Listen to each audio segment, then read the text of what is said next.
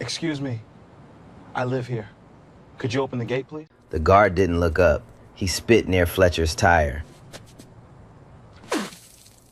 Craig Sutton laughed right in his face. You live here? Hey, I've seen every resident in this community. None of them look like you. Turn this thing around before I call the real cops on your black ass. Go back to whatever hood you crawled out of. The woman pulled out her phone and started recording. Nobody said a word. Nobody stepped in. Just one black man, standing alone, against all of them.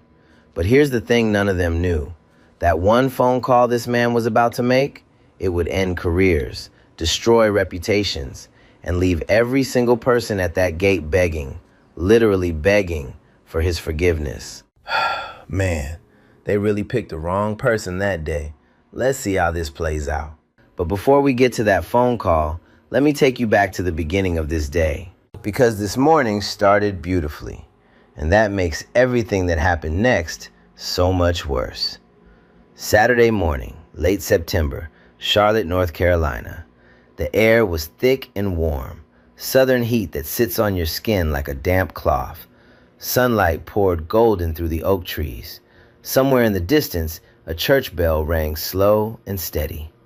Fletcher Owens stepped out of his front door at 7:30. His house sat at the end of a private cul-de-sac inside Greystone Estates. 12,000 square feet, limestone columns, a circular driveway with a marble fountain in the center.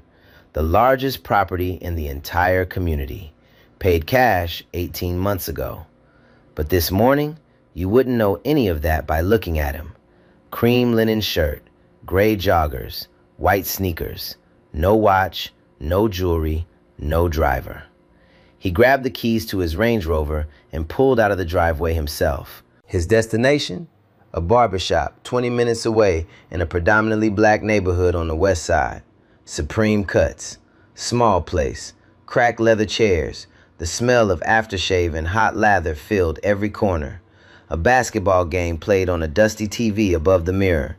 Electric clippers buzzed beneath the laughter. Here, nobody called him Mr. Owens. He was just Fletch. Same chair, same jokes, same $50 tip every time. He'd been coming for 15 years, long before the billions. This was the one place where nothing changed. He sat for 45 minutes, talked about the Panthers game, laughed about somebody's cousin who fell through his own roof. Then he said goodbye and headed home. He had no idea what was waiting at that gate. Now let me tell you about Greystone Estates, because the neighborhood itself is a character in this story. 36 homes, tucked into wooded hills just outside Charlotte. Every house is on at least 2 acres, long driveways, tall fences. The silence was expensive.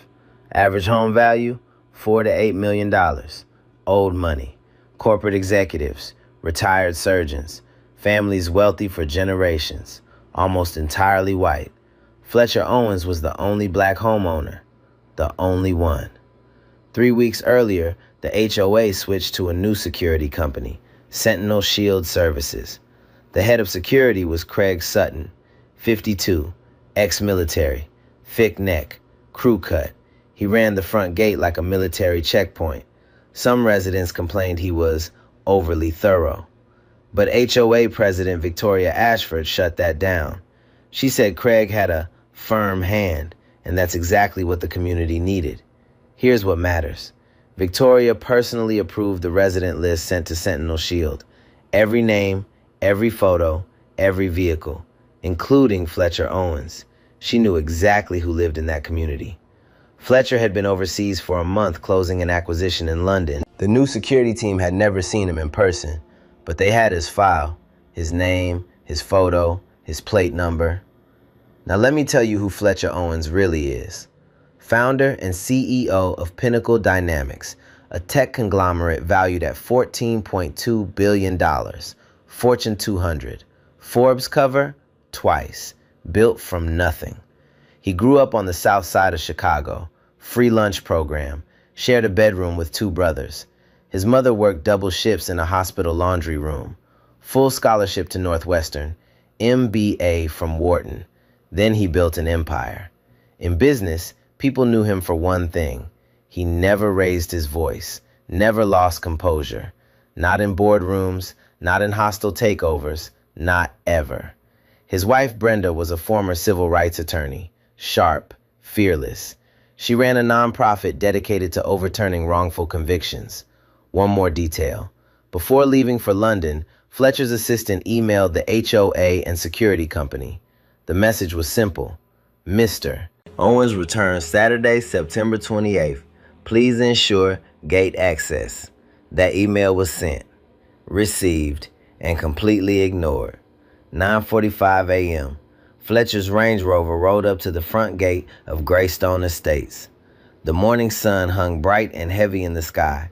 Its light bounced off the tall iron bars of the gate, throwing long, thin shadows across the pavement like prison lines. Freshly trimmed hedges lined both sides of the entrance. A stone pillar on the left read, Greystone Estates, Private Community, in polished brass letters. The air carried the smell of cut grass, warm asphalt, and magnolia blossoms from the trees just inside the wall. Everything about this entrance said the same thing. You'd better belong here. The guard booth sat just inside the gate. Small, white, air-conditioned. A single window faced the driveway. Through the tinted glass, Fletcher could see a figure rise slowly from behind a desk. The man took his time. No urgency, no welcome. Craig Sutton stepped out into the sunlight. He didn't walk to the car the way you greet a neighbor coming home. He walked the way a man approaches a problem. Shoulders squared, chest out, wide stance. His boots hit the pavement hard and deliberate with each step. One hand was raised flat in a stop gesture, palm out, fingers stiff, like a traffic cop halting a suspicious vehicle. The other hand rested low on his belt, right next to a canister of pepper spray and a heavy black flashlight. He reached Fletcher's window and planted himself there, feet apart, arms thick. He didn't smile, didn't nod. He leaned his upper body down and looked past Fletcher, scanning the back seat first, then the passenger side, then the floor mats, then the dashboard. His eyes moved slow and deliberate, like he was cataloging evidence before a single word had been spoken. A full 5 seconds of silence passed. Fletcher waited. Then Craig spoke. "Can I help you?" Not, "Good morning." Not, "Welcome home, sir." Not even a casual, "Hey there." Just those 4 flat, cold words, clipped at the edges, the tone of a man who had already decided who he was talking to. Fletcher kept both hands on the steering wheel, relaxed, visible, open. He'd learned a long time ago what a black man needs to do with his hands when someone in a uniform is watching. "Good morning, Fletcher Owens. I live at 1 Greystone Lane." He said it clearly, politely, the way he'd said it 100 times before to 100 different people. Craig's expression didn't change, not a muscle, not a flicker. He straightened up slowly, pulled a clipboard from under his arm, and made a show of running his finger down a printed list of names. He went slow, top to bottom, then bottom to top again, taking his sweet, deliberate time. The clipboard was angled away from Fletcher so he couldn't see it. Finally, Craig looked up. "I don't see that name here." "It should be there. I've lived here for 18 months. Craig stared, the kind of stare that isn't looking for information. It's delivering a message. "I'm gonna need to see some ID." Fletcher reached calmly into the center console, pulled out his wallet, removed his North Carolina driver's license, handed it through the window without a word. No hesitation, no attitude, just calm, clean cooperation. Craig took the license and held it up between 2 fingers. He looked at the photo, looked at Fletcher, looked at the photo again, tilted the card in the sunlight like he was checking for a watermark. Then, without saying anything, he turned and walked back to the guard booth, slow, unhurried, like Fletcher's time meant absolutely nothing. Through the booth window, Fletcher could see Craig pick up a radio handset. He heard the faint crackle of static, then Craig's muffled voice, too low to make out the words. The call lasted about 90 seconds. Then Craig set down the radio and just stood there inside the booth, looking at something on a screen, or pretending to. A minute later, a white golf cart appeared from behind the booth. Dennis Harlow was driving, younger than Craig, thinner, with a patchy beard and mirrored sunglasses pushed up on his forehead. He pulled the cart around and parked it at an angle directly behind Fletcher's Range Rover. Close, deliberately close. Then he stepped off, crossed his arms, and leaned against the cart, watching. Now there were two of them, one in front, one behind. Craig finally walked back to the driver's window. He held Fletcher's license between two fingers, low and loose, like he was carrying a piece of trash to a bin. He handed it back without making eye contact. So here's the thing. This address you're giving me, it doesn't match anything in our system. I'm going to need to verify this with the actual homeowner before I can let anyone through. Fletcher took his license back, slid it into his wallet, kept his voice steady. I am the actual homeowner. Craig tilted his head slightly, let out a small, slow breath through his nose. Almost a laugh, almost a snort. The kind of sound a man makes when he thinks someone is lying to his face, but finds it more amusing than threatening. Sir, he dragged the word out. I've been working this gate every single day for 3 weeks.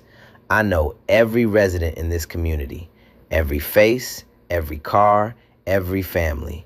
And I can tell you right now, you are not on my list. Fletcher didn't blink. Call the HOA president, Victoria Ashford. She can verify who I am. Craig shook his head slowly, like he was explaining something simple to a child. It's Saturday morning. I'm not going to bother Mrs. Ashford on her personal time because some guy showed up at the gate with a story. Some guy. Not a resident, not a homeowner. Some guy. Then let me show you the property deed. Fletcher picked up his phone and opened a saved document. The deed was right there on the screen. His name, the address, the county seal, the purchase date, everything, clear as daylight. He held the phone toward Craig. Craig glanced at the screen for less than 1 second. Then he looked away. I can't verify digital documents. Anybody can fake something on a phone. You know that. He stepped back from the window, created distance. Here's what I'd suggest. Come back Monday, during business hours. Bring your real paperwork, the originals, and we'll get this sorted out then.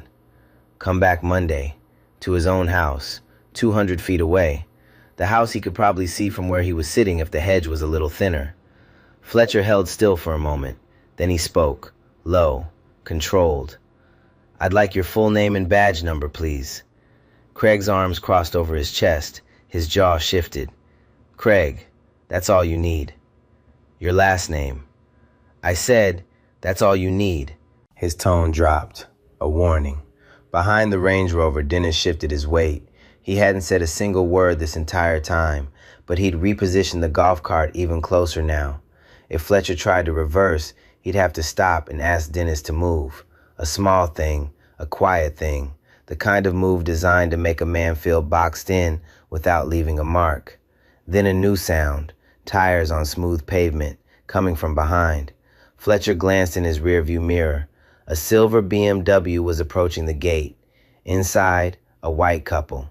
The man wore a pastel polo shirt. The woman held a coffee cup.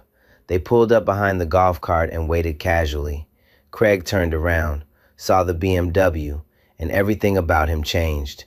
His shoulders dropped. His jaw was unclenched. He smiled, actually smiled, wide and warm, like he was greeting old friends at a backyard cookout. He lifted one hand in a lazy, familiar wave and strolled to the driver's side of the BMW. Morning, folks. Good to see y'all. Beautiful day, huh? He didn't ask for ID, didn't check the clipboard, didn't look at a license plate, didn't ask a single question. He just turned, walked into the booth, and pressed a button. The iron gate slid open with a smooth electric hum. The BMW rolled through without stopping. The woman in the passenger seat didn't even look up from her phone. The gate closed again, heavy, final. Fletcher watched the entire thing in his mirror, every single second. The smile, the wave, The open gate, the ease of it, the effortless, unquestioned welcome. Then silence. He turned back to Craig, who was already walking toward him again, arms crossed, face reset to stone. "You just let them through." Fletcher's voice was quiet, almost gentle. No ID, no verification, no questions, nothing. Craig shrugged, one shoulder, barely a movement. "They're residents. I recognize them." The words floated in the warm September air, heavy and still, like smoke that wouldn't clear. "I recognize them." Meaning, I don't recognize you. Meaning, they look right, and you don't. Fletcher sat with that for a moment. The cicadas buzzed in the oak trees above. His engine idled low and steady. The leather seat creaked softly as he shifted his weight. Then Craig stepped close again, closer than before. He leaned his forearm on the edge of Fletcher's open window and lowered his voice. Quiet now, almost personal, like he was doing Fletcher a favor, man to man. "Look, buddy, I'm going to level with you. I don't know who you're trying to visit.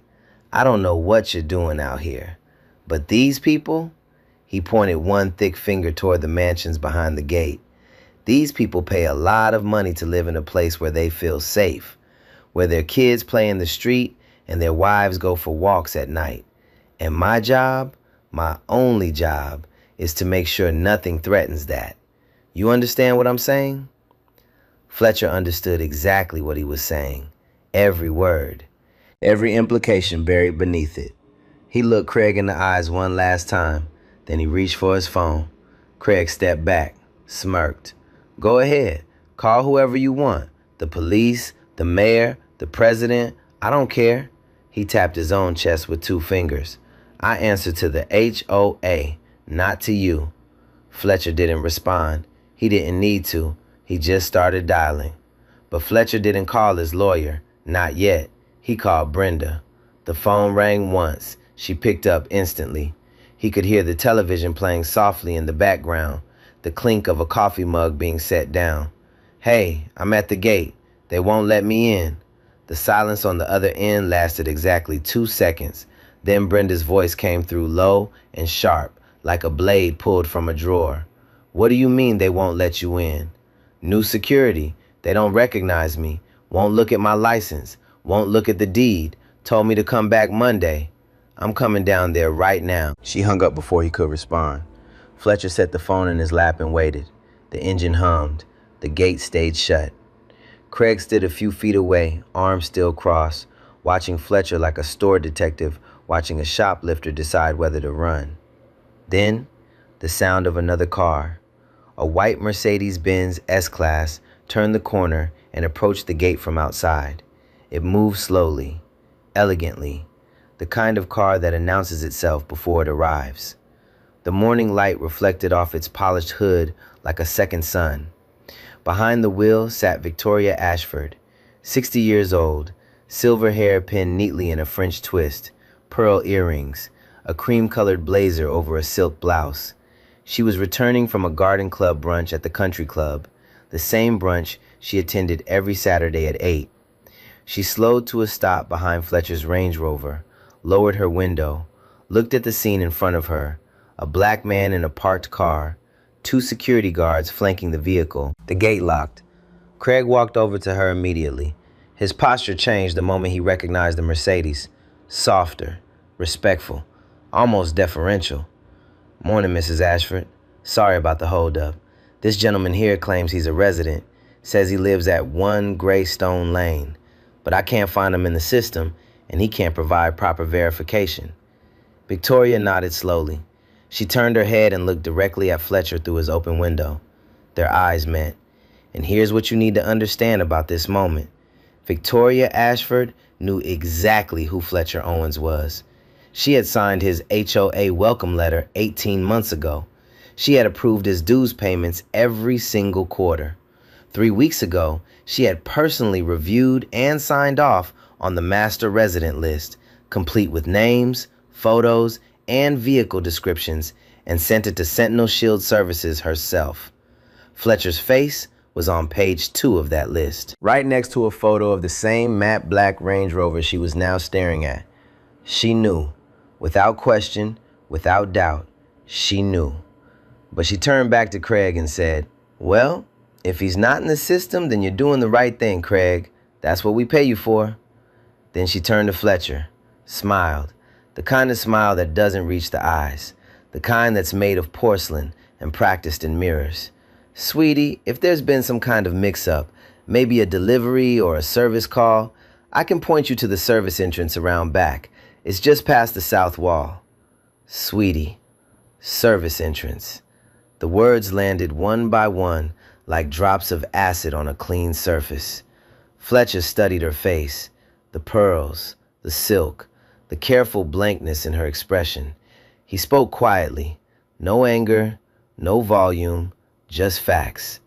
"Mrs. Ashford, you know exactly who I am." Victoria's smile twitched, just for a fraction of a second, a tiny crack in the porcelain. Then it reset. "I'm sorry. I don't believe we've met."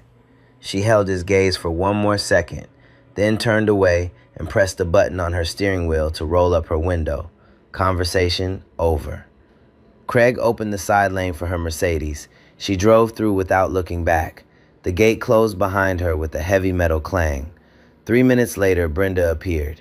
She came on foot, walking fast down the long tree-lined road from inside the estate. Her sneakers hit the pavement hard. Her jaw was set. Her eyes were locked on the gate like she was ready to tear it apart with her bare hands. She reached the guard booth and didn't stop walking until she was face to face with Craig. "My name is Brenda Owens. I live at 1 Greystone Lane. That man in the car is my husband. Open this gate, now." Craig looked at her, then at Fletcher, then back at her. He shifted his weight but didn't move toward the booth. Victoria, who had parked just inside the gate and was now standing on the sidewalk watching, stepped forward. "Ma'am, let's all calm down. We have protocols here. We can't just open the gate because someone walks up and says they live here." Brenda stared at her. "I'm not someone. I'm a resident here." She reached into her back pocket and pulled out her Greystone Estates resident ID badge, laminated, photo on the front, name printed clearly. She held it up in front of Craig's face. Craig took it, looked at it, flipped it over, held it up to the light like he'd held Fletcher's license earlier. "This could be expired." "It's not expired. The date is printed right there." Craig said nothing. He handed the badge back and looked at Victoria, waiting for direction, like she was his commanding officer. Victoria smoothed the front of her blazer. "Let's not make a scene, shall we? We're all just trying to keep everyone safe here." Brenda turned to Victoria. Her voice dropped, not louder, sharper. "Victoria, you know my husband. You sent us a welcome basket when we moved in 18 months ago. You stood on our porch and told me how lovely the hydrangeas were. You remember that?" Victoria's lips pressed together into a thin white line. Her fingers tightened on her handbag strap. "I send a lot of baskets. I can't be expected to remember every face." Every face. Not every resident. Every face. The word choice said everything she wouldn't. That's when Craig made his next move. Emboldened, backed up by the HOA president herself. He turned to Fletcher and straightened up to his full height. "All right, I've been patient. I've been professional. But I have reasonable concern about this vehicle, and I'm going to need you to step out so I can do a quick visual inspection."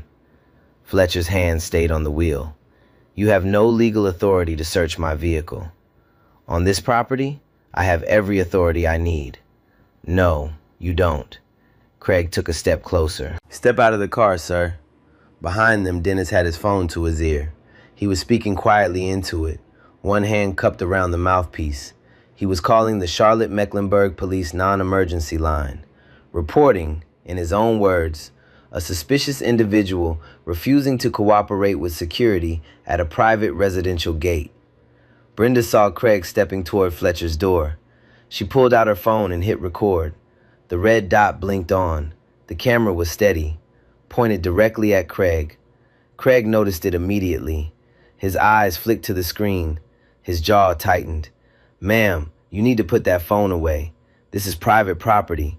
You do not have permission to film here. Brenda didn't lower the phone, not 1 inch.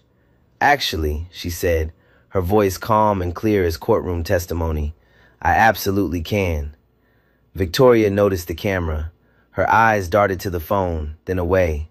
She took a half step back, adjusted her sunglasses, but she still said nothing. Still didn't confirm Fletcher's identity. The one sentence that could end all of this, he lives here, stayed locked behind her teeth. 12 minutes later, a Charlotte Mecklenburg police cruiser pulled up to the gate. Blue and white, no sirens, no lights. But the engine was loud enough to turn every head. A single officer stepped out. Mid-30s, professional haircut, calm demeanor. He adjusted his body camera, looked at the scene. A black man in an SUV, 2 guards, 2 women, 1 phone recording, and approached the driver's side of the Range Rover. Good morning, sir. I got a call about a disturbance at this gate. Can I see your license and registration? Fletcher handed them over without a word. Same license, same calm hands, same steady eyes. The officer walked back to his cruiser, ran the plates, ran the license. Everything came back clean. No warrants, no flags, no history, nothing. He returned to Fletcher's window and handed the documents back. Everything checks out on my end, he turned to Craig. Sir, I'm not seeing any issue here. Craig stepped forward, pointed at Fletcher. Officer, this man is not on our resident list. I've been doing this job for 3 weeks. I know who lives here. He could be casing the neighborhood. He could be scoping out houses while people are away. We've had break-ins. Victoria appeared at the officer's side. Her voice was soft now, concerned, motherly. Officer, I'm Victoria Ashford. I'm the president of the Homeowners Association here. We've had incidents in the past. We just want to be careful. I'm sure you understand. The officer looked from Victoria to Craig to Fletcher. He was caught. Professional instinct told him there was no issue. But 2 white residents and 2 security guards were telling him otherwise. He turned back to Fletcher. Sir, would you mind waiting here for a few minutes while we get this sorted out?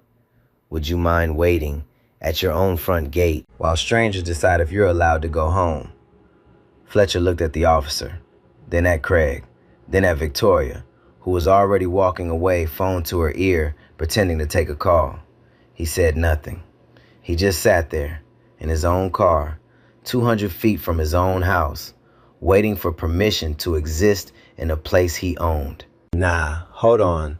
Are you seeing this? She knows this man, sent him a welcome basket, signed off on his name herself, and now she's standing there acting like she has no clue who he is, while they're calling the cops on him at his own gate. Like, what? Yeah, I'm not gonna lie. I can't with that. 45 minutes. That's how long Fletcher Owens had been sitting at the gate of his own home. 45 minutes of being questioned, dismissed, insulted, blocked, investigated by police, all while the woman who could have ended it with 3 words stood 10 feet away and said nothing. 45 minutes. And then Fletcher picked up his phone one more time. But this call wasn't to Brenda. It wasn't to the HOA. It wasn't to the police. He dialed Terrence Baldwin. Terrence was a partner at one of the most powerful law firms in Charlotte, Harvard Law. 15 years of civil litigation. The kind of attorney whose name alone made corporate legal teams lose sleep.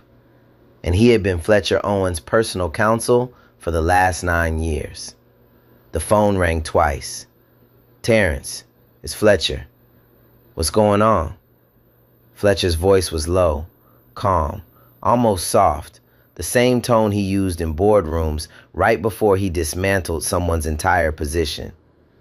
I'm sitting at my own gate. Security won't let me in.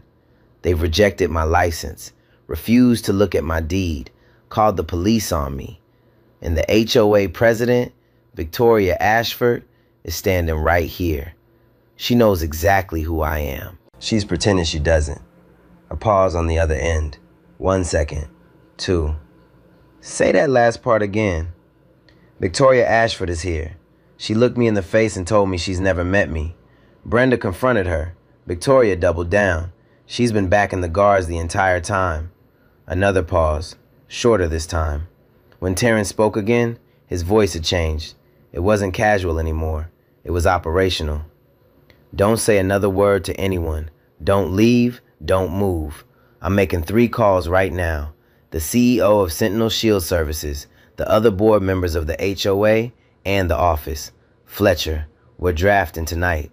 The line went dead. Fletcher set the phone on his lap, placed both hands back on the steering wheel, and waited. The same way he always waited. Patient, still, like a man who knew exactly what was coming and had all the time in the world. Craig was leaning against the guard booth, talking to Dennis in a low voice, laughing about something, relaxed, confident. Like this was just another Saturday morning. Just another trespasser turned away at the gate. Victoria stood near her parked Mercedes inside the gate, scrolling through her phone. Calm, composed, not a hair out of place. None of them noticed the shift. None of them felt the air change. 8 minutes passed. Then Craig's radio crackled. He reached for it casually, brought it to his ear. Sutton here. The voice that came through was not Dennis. It was not a colleague. It was the CEO of Sentinel Shield Services, and he was not calling to chat. The voice was loud enough that Fletcher could hear fragments through the static. Brenda, still recording, caught every word. Open that gate. Immediately. Do you hear me? Open it right now. Craig's smile disappeared. His hand tightened around the radio. Sir, I was just following Proto. You are suspended. Effective immediately. Do not speak to Mr. Owens. Do not speak to his wife. Do not speak to anyone. You will wait at that booth until your relief arrives. Is that understood? Craig's face drained. The color left his cheeks like water pulling back from a shore. His mouth opened, closed, opened again. Nothing came out. Dennis, standing 3 feet away, heard every word through the static. His eyes went wide. He didn't wait for instructions. He jogged to the gate mechanism and hit the manual release with both hands. The iron bars shuddered once, then began to slide open. Slowly, heavily. The metal groaned against the track. At the same moment, Victoria's phone buzzed. She glanced at the screen. Her face changed. She answered quickly, turning away, pressing the phone tight to her ear.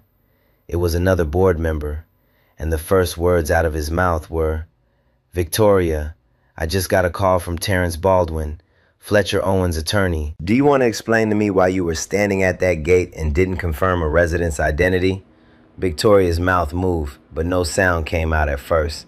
Then, stammering, it was a confusing situation. I wasn't entirely sure. You signed the resident list yourself, Victoria. His photo was on page 2. Silence. Her phone buzzed again. Another board member. Then another. One after another, the calls stacked up. Her screen lit up like a switchboard. The gate was now fully open. Fletcher put the Range Rover in drive. Slow, smooth, no rush. He rolled through the gate without looking at Craig, without looking at Dennis, without looking at Victoria. The police officer, still standing by his cruiser, watched the scene unfold. He walked quickly to Fletcher's window before the car passed. Sir, I owe you an apology.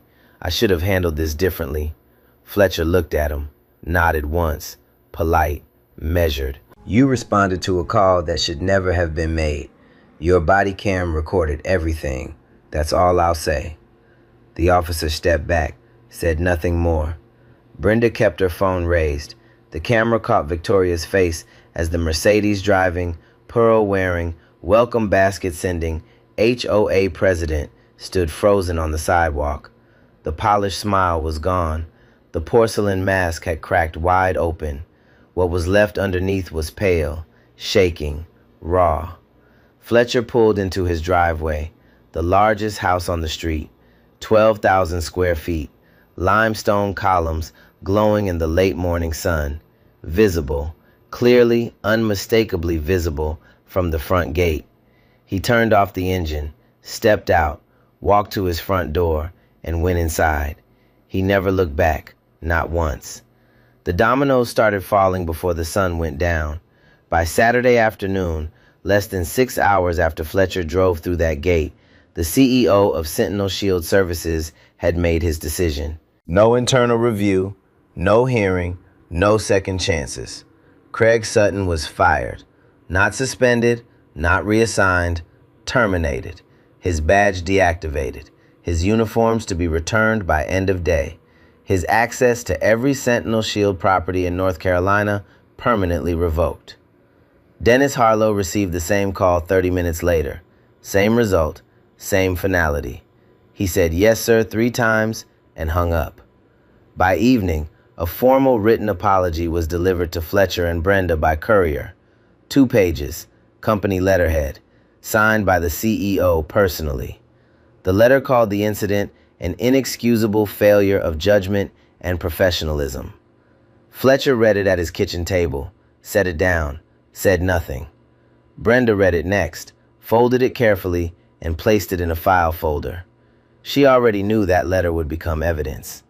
Sunday evening, 6:30 p.m., the Greystone Estates Community Clubhouse. 8 board members sat around a long oak table. The room smelled like old carpet and lemon furniture polish.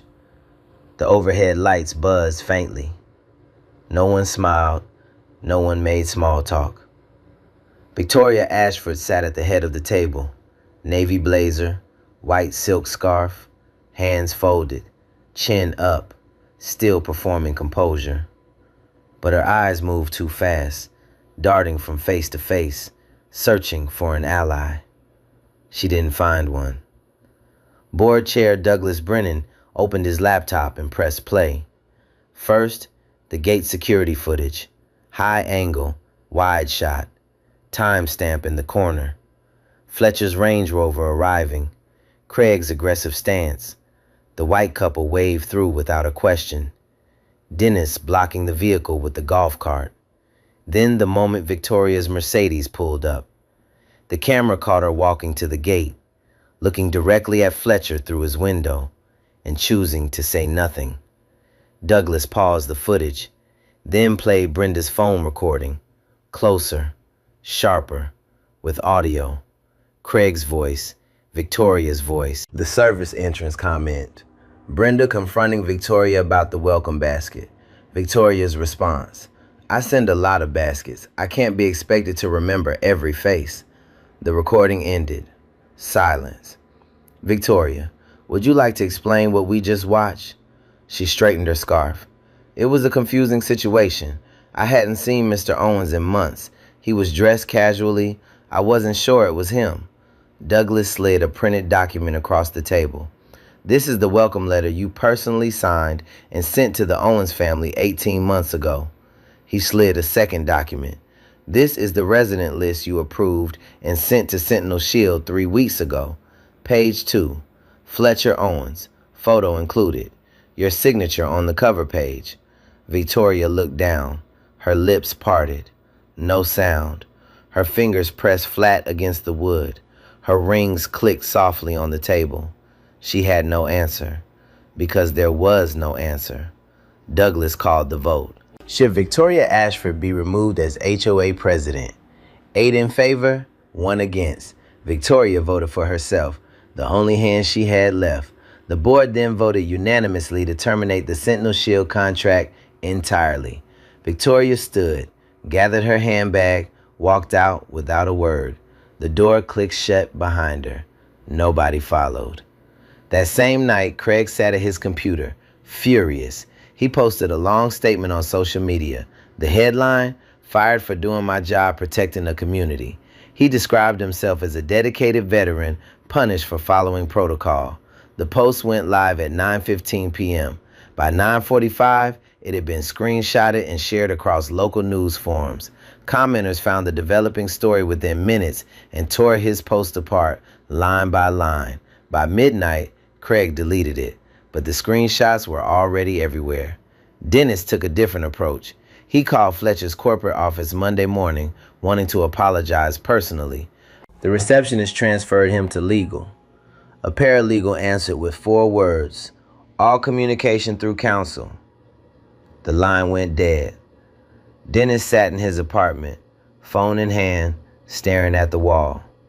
34 years old, no degree, no savings, and as of 72 hours ago, no job.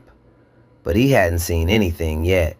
None of them had, because the real consequences hadn't even started.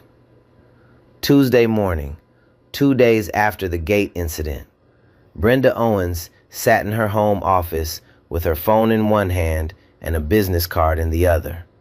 The card belonged to Nancy Whitfield, investigative reporter, Channel 9 News, Charlotte. Brenda had met her 2 years ago at a wrongful conviction fundraiser. They'd exchanged numbers but never followed up, until now. Brenda called. Nancy picked up on the second ring.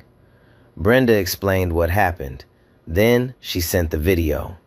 Nancy watched it 3 times. Then she called her producer. By 5 o'clock that evening, her team was already editing the segment. Wednesday night, prime time. The segment aired under the title, "Blocked at His Own Gate. Black CEO Denied Entry to Multi-Million-Dollar Estate." The footage was devastating, clear, steady, unshakable. Every moment captured in sharp detail. Craig's aggressive posture at the window, his refusal to look at the license, the white couple in the BMW waved through with a smile and a wave. Dennis blocking the Range Rover from behind. Victoria stepping out of her Mercedes, looking directly at Fletcher and choosing silence. But the clip that broke the internet, the one that got shared 4 million times in 48 hours, was 6 seconds long. Fletcher's voice, calm and clear. "Mrs. Ashford, you know exactly who I am." Victoria's response, smooth and cold. "I'm sorry, I don't believe we've met." 6 seconds, that was all it took. The clip hit every national outlet by Thursday morning. Cable news, morning talk shows, social media feeds from coast to coast. The hashtag #SheKnew trended for 3 consecutive days. The following Monday, Terrence Baldwin filed the lawsuit. The complaint named 4 defendants: Sentinel Shield Services, Craig Sutton personally, Victoria Ashford personally, and the Greystone Estates Homeowners Association. The allegations were severe: racial discrimination, unlawful detention. Fletcher had been physically blocked from entering his own property for over 45 minutes, conspiracy to deny housing rights, and violation of the Federal Fair Housing Act. The lawsuit alone would have been enough to make headlines, but it was the discovery phase that truly shattered what was left of the defendant's credibility. First, Craig's text messages. Subpoenaed phone records revealed a text conversation between Craig Sutton and Dennis Harlow from 4 days before the incident. Craig had texted Dennis about the large estate at the end of the cul-de-sac. The message read, "Some rapper or athlete probably bought that place. Keep an eye out." Dennis had responded with a laughing emoji. Nothing else. That single text proved what Craig denied on every camera and in every statement, that his suspicion of Fletcher Owens was not based on protocol. It was based on race. Before he ever met Fletcher, he had already decided what kind of person lived in that house. Second, Craig's negligence. The HOA had emailed Sentinel Shield the complete master resident list 3 weeks before the incident. Names, photos, addresses, vehicle makes and models, license plates. The email was sent to Craig's work inbox directly. Investigators confirmed the email had been delivered and received. Craig never opened the attachment, not once. In 3 weeks on the job, he never bothered to learn who actually lived in the community he was hired to protect. Third, and most damning of all, Victoria's emails. During discovery, Terrence Baldwin's legal team subpoenaed Victoria Ashford's personal email account. What they found was a pattern that stretched back months before the gate incident. In one email to a fellow Greystone resident, Victoria wrote, "The neighborhood is changing. I don't know what the previous board was thinking when they approved certain buyers." In another, sent just 2 weeks before the incident, "I didn't move here for this. If I wanted diversity, I would have stayed in the city. I didn't move here for this." Those 6 words proved everything. Victoria's actions at the gate were not confusion, not a momentary lapse. They were the culmination of months of quiet, deliberate resentment toward a black family she never wanted in her neighborhood. The trial began on a gray Tuesday morning in Mecklenburg County Superior Court, Judge Carolyn Spencer presiding.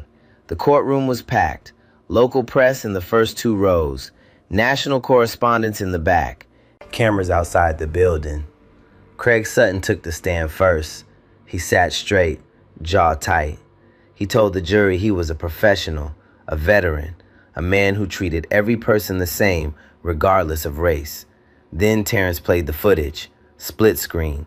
On the left, Fletcher Owens being questioned, blocked, and investigated for 45 minutes. On the right, the white couple in the BMW waved through the same gate in 8 seconds. No ID, no questions, no clipboard. The jury watched in silence. One woman in the back row shook her head slowly. Craig had no response. His attorney asked for a recess. Then Victoria Ashford took the stand. She wore a dark gray suit. Her hands rested in her lap. She spoke softly, carefully. Every word was measured and rehearsed. Under cross-examination, Terrence read her emails aloud, word by word. "The neighborhood is changing. Certain buyers. I didn't move here for this." Victoria's chin trembled. She claimed the emails were taken out of context, that she was referring to property values and architectural standards, not race, never race. Terrence let her finish. Then he asked one question. "Mrs. Ashford, on the morning of September 28th, when you stood at that gate and looked directly at Fletcher Owens through his car window, did you recognize him?" The courtroom went still. No coughing, no rustling, no movement. Victoria's mouth opened, closed. Her eyes dropped to her lap, her fingers twisted together. 5 seconds of silence. 10. Then, barely above a whisper, "Yes." Her own attorney dropped his head into his hands. The jury deliberated for less than 4 hours, liable on all counts. Sentinel Shield Services ordered to pay $2.8 million in damages. Craig Sutton ordered to pay $150,000 personally and permanently barred from working in private security anywhere in North Carolina. Victoria Ashford ordered to pay $500,000 in personal damages for her deliberate and knowing role in the discrimination. The Greystone Estates HOA ordered to implement mandatory anti-discrimination training for all staff and residents and to establish an independent oversight committee. The fallout was swift and permanent. Craig Sutton's security career was over. His deleted social media post was entered as evidence during the trial, proof of his refusal to accept responsibility. No security firm in the region would touch him. Sentinel Shield Services lost 14 contracts across the Carolinas within 6 weeks. Their Charlotte office closed permanently by the end of the year. Victoria Ashford put her Greystone home on the market within 3 months. She sold it at a loss. Former friends on the board publicly distanced themselves. Her name became something people said as a warning. On social media, "Don't pull a Victoria Ashford" trended briefly, a shorthand for the person who could have stopped injustice with one word and chose silence instead. And Fletcher Owens, he took every dollar of that settlement, every single cent, and donated it to Brenda's nonprofit, the organization that fights to overturn wrongful convictions, the organization his wife built with her own hands. He didn't keep a penny. He didn't need to. The money was never the point. So where is everyone now? Fletcher Owens is still the CEO of Pinnacle Dynamics, still running a $14 billion company, still living at 1 Greystone Lane, the same house, the same gate, the same driveway. And here's the part that's almost poetic. During the weeks the story dominated the news cycle, Pinnacle Dynamics stock didn't drop. It rose. Investors rallied behind him. Clients called to reaffirm partnerships. The company's brand became synonymous with dignity under pressure. Wall Street analysts said Fletcher's composure during the incident demonstrated exactly the kind of leadership that builds trust. He was invited to speak before the North Carolina State Legislative Committee on Housing Discrimination. He sat at a long table in Raleigh, microphone in front of him, cameras rolling, and he told the story, not with anger, not with bitterness, just facts, dates, details, what happened, what was said, what wasn't said. His testimony helped advance a new bill, one that strengthened fair housing protections, specifically within gated and private residential communities. The bill required mandatory anti-discrimination training for all contracted security personnel and established independent oversight boards for HOA governance. The bill passed 6 months later. It's now called the Owens Housing Equity Act. Brenda's nonprofit, the one she built to overturn wrongful convictions, saw a wave of support after the story broke. Donations tripled in the first quarter alone. Volunteer applications flooded in from law students across the Southeast. 2 new offices opened, one in Atlanta, one in Richmond. Every dollar of the settlement money went straight into that nonprofit. Every single dollar. Fletcher and Brenda didn't keep a cent for themselves. And in Fletcher's home office, on the wall behind his desk, there's a small framed photograph. It's a still image from Brenda's phone video. It shows the iron gate of Greystone Estates, closed, locked, sunlight reflecting off the bars. Underneath the photo, in Fletcher's own handwriting, a single line reads, "They built the gate to keep people out. I bought the house to prove they can't." Now, let me step back for a moment, because this story isn't just about Fletcher.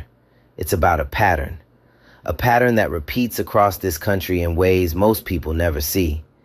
Black homeowners questioned in their own driveways. Black executives stopped in their own parking garages. Black families having the police called on them for moving into a new house, for barbecuing in a park, for sitting in a coffee shop, for existing in a space that someone else decided they didn't belong in. And sometimes, the most dangerous form of discrimination isn't the loud kind. It's not Craig Sutton shouting at the gate. That kind is ugly, but it's visible. You can point at it. You can name it. The most dangerous kind is the quiet kind, the Victoria Ashford kind, the kind where someone has the power to stop an injustice with a single sentence. He lives here, and chooses silence instead. That kind hides behind manners, behind protocol, behind, I can't be expected to remember every face. It wears pearl earrings and silk scarves and smiles that don't reach the eyes. And it does just as much damage, sometimes more. So here's what I want to know. What would you have done at that gate? Would you have stayed as calm as Fletcher? Hands on the wheel, voice steady, 45 minutes of insults and not a single raised word? Could you have done that? Or would you have lost it? And what about Victoria?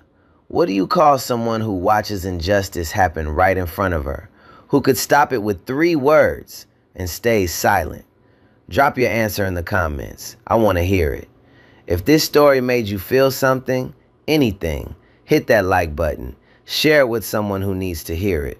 Subscribe so you don't miss the next one, because these stories need to be told. The Fletchers of this world deserve to be heard. The Craigs need to be exposed. And the Victorias, the silent ones, the ones who look away, they need to know that we see them too. As long as these stories keep happening, I'll keep telling them. Alright, look. Yeah, the story, that part's made up. But that feeling though, being looked at like you don't belong, and someone who could help you just standing there doing nothing. Yeah, that's real. That happens every day. And I'm not gonna lie, that part right there, yeah, that one really gets to me.